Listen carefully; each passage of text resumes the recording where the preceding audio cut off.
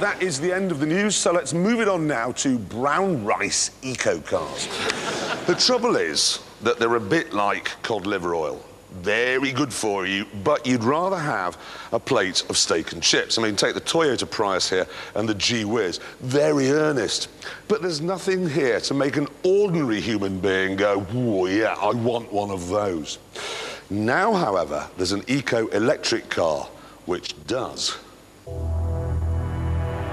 It's called the Tesla. It's made in California. It's based on the Lotus Elise. And as a result, it looks good. However, you are going to look like a bit of a Burke driving around in a low-slung convertible sports car if you get burned off at the lights by a fat jogger. The thing is, though, that Tesla say it is pretty nippy.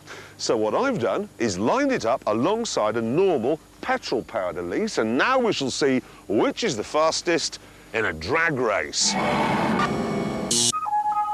Right, it's on. I think there's no noise at all, but anyway, put it into drive. It has a 1-speed gearbox. They tried it with a 2-speeder, that kept braking, so 1 it is. We're in drive and I'm ready.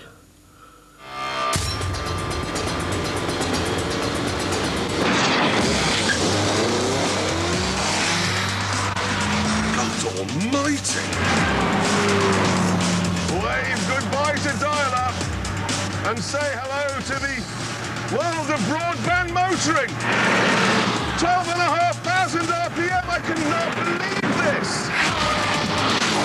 That's biblically quick. This car is electric, literally.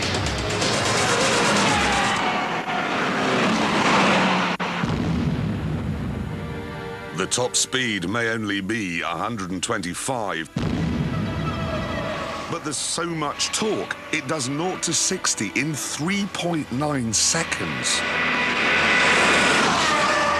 Not bad from a motor that's the size of a watermelon and only has 1 moving part. And even more not bad when you start looking into the costs. Filling a normal Elise with petrol costs £40. Filling this with cheap rate electricity costs just £3.50. It's not what you'd call quiet. Fair bit of wind noise from around the roof, and there's a lot of tyre roar. But that's a small price to pay, really, when you consider the upsides. And I haven't even got to the really big upside yet. An electric G-Wiz with its old-fashioned batteries has the top speed of a horse and is out of juice after 40 miles or so. This runs on the same sort of batteries that you get on a laptop, but it has 6,831 of them. So Tesla say, even if you drive quickly, it'll go 200 miles between trips to the plug.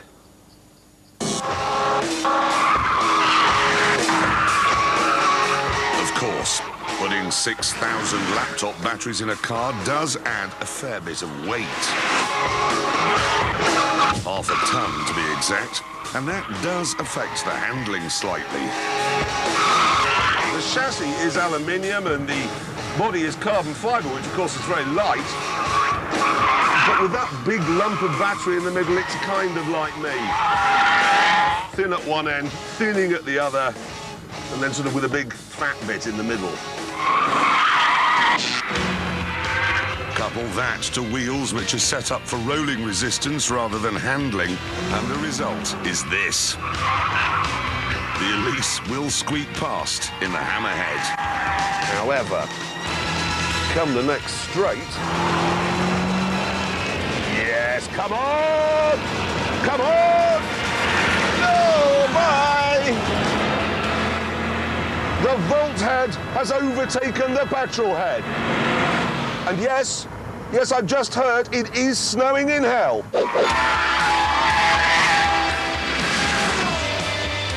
This car then really was shaping up to be something wonderful. But then... Although Tesla say it'll do 200 miles, we worked out that on our track it would run out after just 55 miles. And if it does run out, it's not a quick job to charge it up again. OK, to fill the tank on a normal car takes what? A couple of minutes? To fully recharge the batteries in this from a normal 13-amp socket like that takes 16 hours. So to get from here to the top of Scotland would take more than 3 days. And before green people say that's a price worth paying, let's not forget, shall we, where the electricity in this socket is coming from.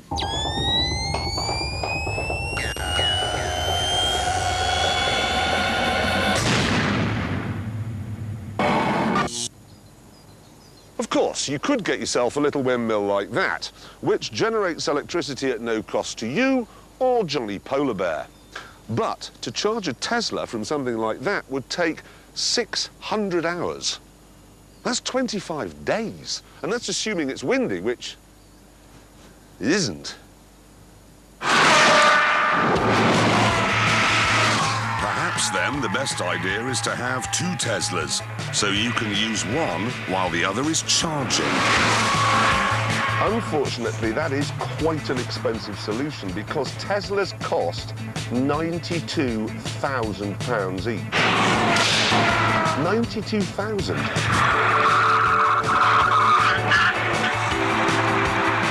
They are 3 times more expensive than Elisa's. That's madness. And it doesn't appear you get much in the way of reliability either. Oh, I don't believe this. The motor's overheating and I've got reduced power. While it cooled down, we went to get the silver car out again. Only to find that while it was being charged, its brakes had broken.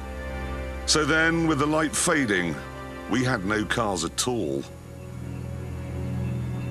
I did think that the Teslas would bring a bit of peace and quiet to our track with their electric motors. Didn't think it would be this much peace and quiet, though. That is the sound of silence.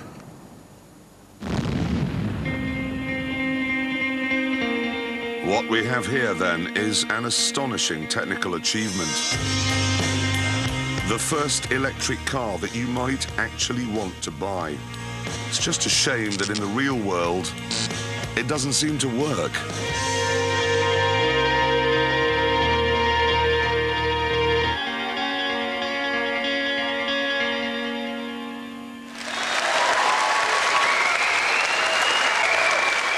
To be fair, I did try, but it didn't work. It's not good though, is it? No, I think the price will come down. You know, once, what's he called, Brad Cruz and Leonardo de Clooney, once they've bought 600 each, then the price will drop, and I guess once they made a few of them, they'll get better at the reliability. Well, that's as maybe, but, and as I aim to demonstrate later on in the show, battery-powered electric cars will soon die altogether. No, we are looking forward to that film. Well, I am anyway. Now, however, we've got to find how fast the Tesla goes round our track. And that, of course, means handing it over to our tame racing driver. Some say that he doesn't like to get his helmet wet. A point that was proved last week when he was caught in the back of shot by an eagle-eyed viewer. All we know is he's called the Stig.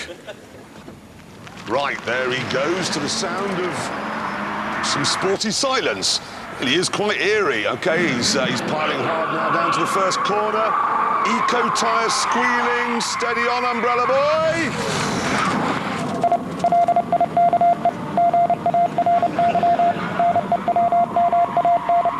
More Morse nonsense there to excite the internet. He's looking very quick through Chicago.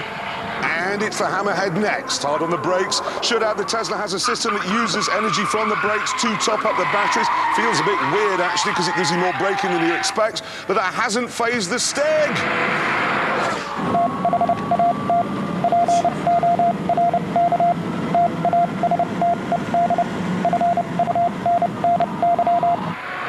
Time to turn up the dimmer switch. Through the follow-through. Does he lift? Hard to tell, actually. But that's fast past the tyres. Shame it doesn't come with a CD of V8 noises, really. Now, there's 2 corners left. Really slings it in there.